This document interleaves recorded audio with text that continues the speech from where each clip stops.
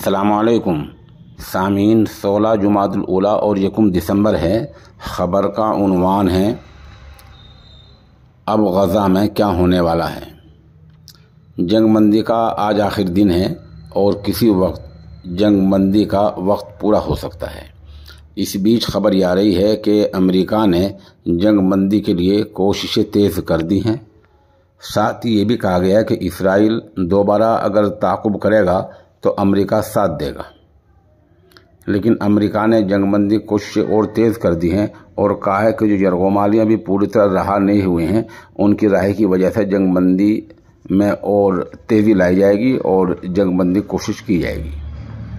ادھر خبر آئی ہے کہ اسرائیلی فوجوں نے اب تک غزہ کے علاقے میں 260 مساجد کو شہید کر دیا ہے۔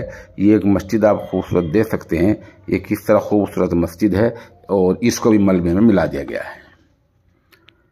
یہ جو معاہدے ہوتے ہیں جنگ بندی کے، ان میں جہاں امریکہ اور اسرائیل کا خود اہم رول ہوتا ہے، حماس کا اہم رول ہوتا ہے، وہیں ان کے درمیان میں قطر کا بہت اہم رول ہے۔ قطر ایک بنیاد بنتا ہے، وہ حماس کے لوگوں سے ملاقات کرتا ہے، قطر کے رہنما امریکہ پہنچتے ہیں اور اسرائیل پہنچتے ہیں۔ ان سب سے ملاقات اور تبادلہ خیال کرنے کے بعد کسی ٹھوس نتیجے پر پہنچ جاتے ہیں، اور قطر اس سے پہلے بھی کئی ملکوں میں اس طرح کے معاہدے کرا چکا ہے۔ ادھر خبر آئی ہے کہ فلسطینی مسلمانوں کے قتل عام کو جائز کہنے والا ایک یہودی پیشوا قدس کے فدائی حملے میں مارا گیا ہے۔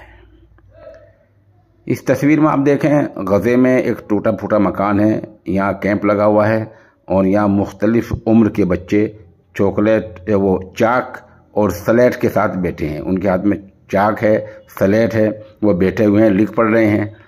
ان کو 25 ٹیچر تاریخ النبی پڑھا رہے ہیں۔ وہ ان بچوں کو ملبے پر ہی کرسی کے دائرے میں لگا رکھی ہیں اور یہیں بیٹھ کر بچوں کو تعلیم دے رہے ہیں۔ اب آگے کیا ہوگا؟ ظاہر سی بات ہے، جیسا امکان ظاہر کیا جا رہا ہے، جنگ بندی کی مدت میں اور توسیع ہو جائے گی، اور اگر نہیں ہوتی ہے تو صورتحال بہرحال خطرے گھنٹی ہے۔ آپ ہمارے ساتھ بنے رہیں، جیسا کچھ خبر اپڈیٹ ہوتی رہے گی ہم انشاءاللہ اس آپ کو مطلع کرتے رہیں گے۔